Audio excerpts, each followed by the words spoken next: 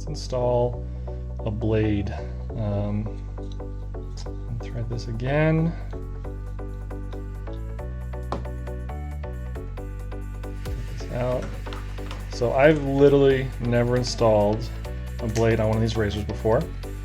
So we're gonna see just how easy it is, and hopefully I don't cut myself. Okay, so each one has a little wrapping paper. It's very nice.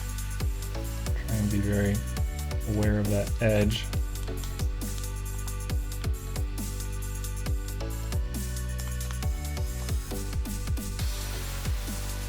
Okay, there's the blade. Looks nice.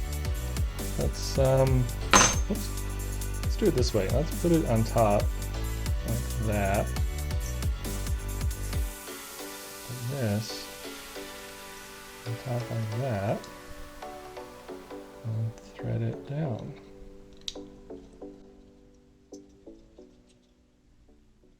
And careful to hold it from the sides.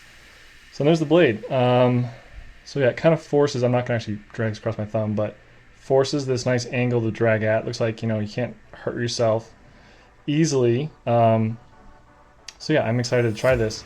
If you want to see me try it, stick around. I'll have another video of me actually using it.